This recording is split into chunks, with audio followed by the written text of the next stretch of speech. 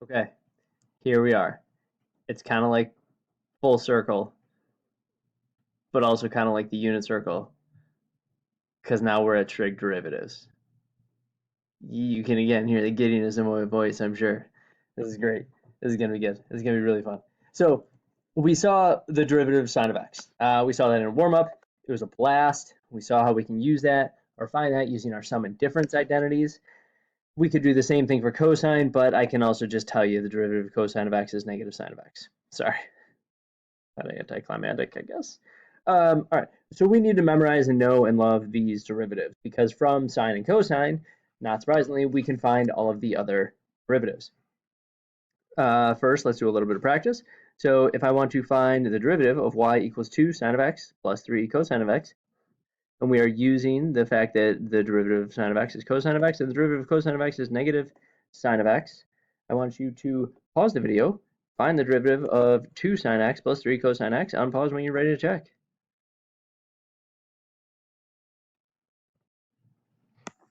So hopefully you got that it's 2 cosine x minus 3 sine x.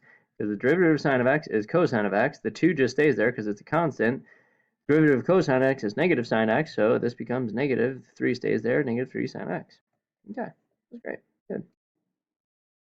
Next, what if we have, not just x, right? That's how these have all gone with the exponentials and the logs and everything else.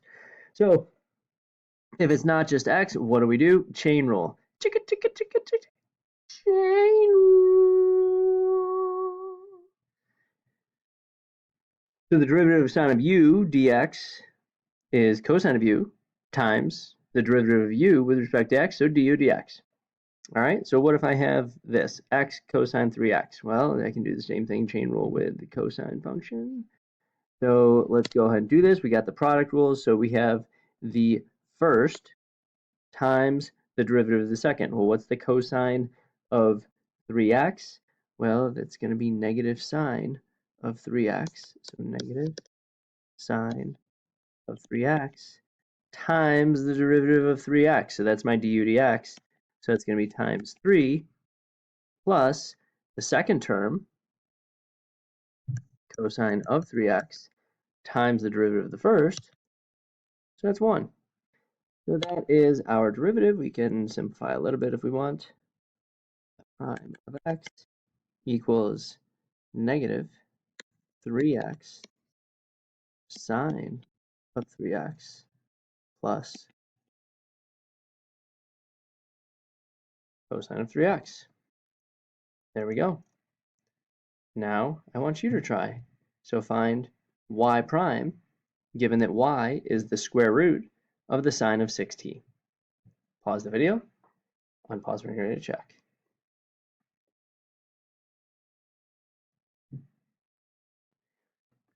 So here we should end up with 3 cosine 6t over the square root of the sine of 6t.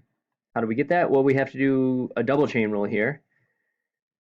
Square root is on the outside of the whole thing, so I bring down 1/2, inside stays the same, sine of 6t, all to the negative 1/2 times the derivative of the inside. Well, what's the derivative of the inside? The derivative of the sine of 6t is the cosine of 6t, times the derivative of the inside again. What's the derivative of 6t? It's 6.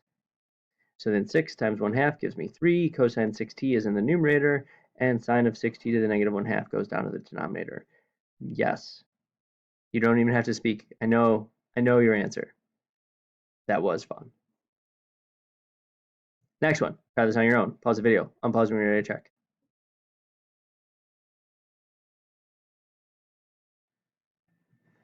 All right, so here we end up with 2 ways in which we can write the answer. We can either have 2 sine x times cosine of x, or remember that is our double angle identity, so we could say sine of 2x.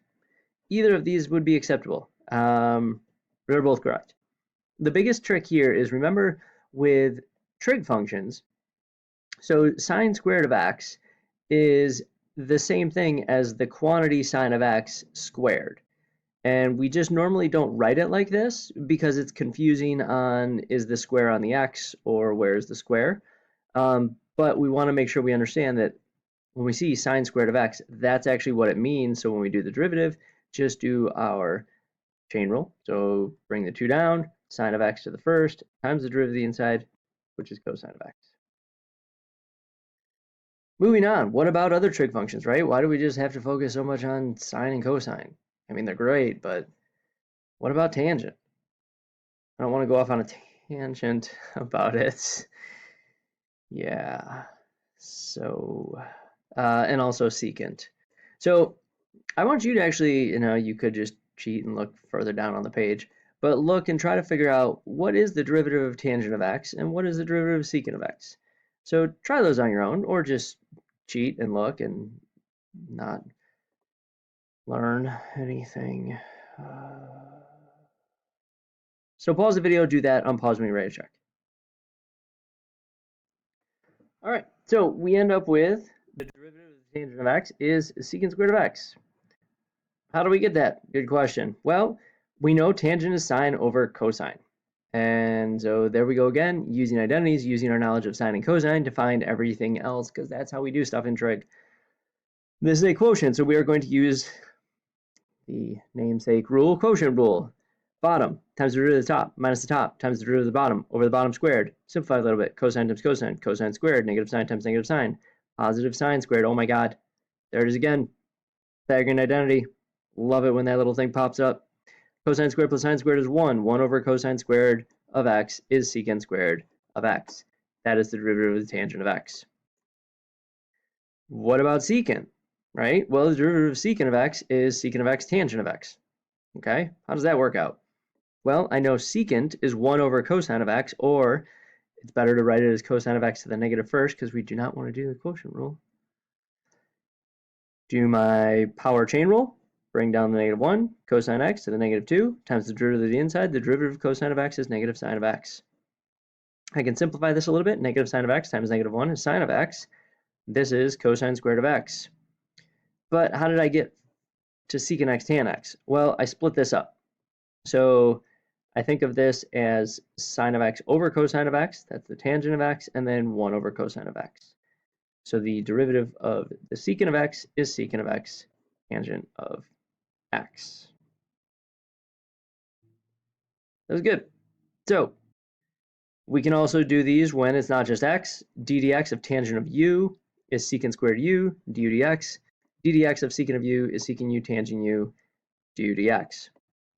I want you to evaluate find the limit y prime of tangent of x squared. Pause the video, unpause when you're ready to check.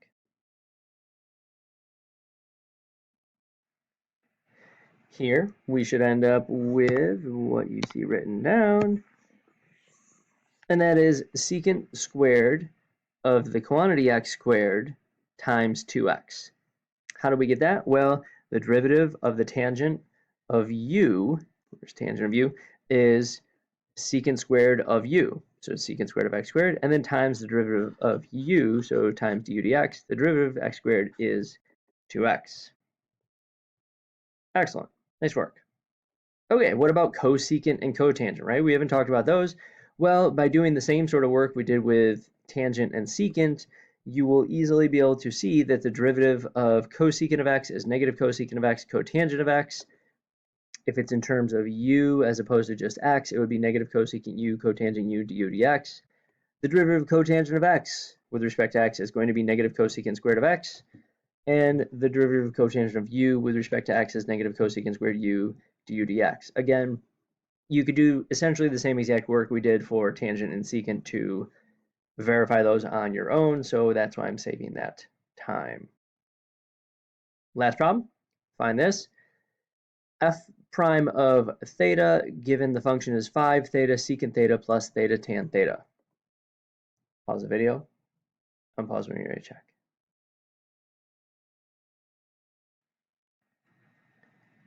Yeah, that's a double product rule happening there. Did you see that? Yeah, theta is a variable, remember? So I think of this as 5 theta times the secant of theta plus theta times the tangent of theta. Double product rule. Love it. So f prime of theta is going to be the derivative of the first. So the derivative of 5 theta is 5 times the second term, which is just secant theta, plus the first term, which is 5 theta, times the derivative of the second term, The derivative of secant of theta is secant theta tan theta. Plus the derivative of the first term here, which is just 1, because the derivative of theta is 1, because theta is our variable. So that's why it's important to understand notation. This is f of theta. We don't have x here. So theta is the variable. It's the input of this function f. So again, back to the product rule. So I was doing the derivative of the first, which is 1, times the second term, plus the first term, times the derivative of the second term. There you go. So, trig, like all of math, will live way longer than us. That's not a sad thought. That's an inspiring thought. Make sure you know the derivative of sine and cosine.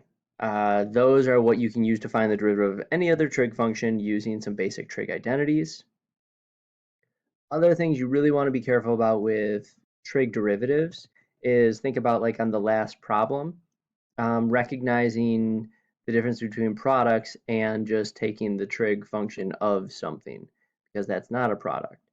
So you really have to be careful, but if you just follow your steps, especially because a lot of times also with these trig functions, you can get a lot of chain rules going on at once. And if you just take your time, follow the steps, it's really not that bad.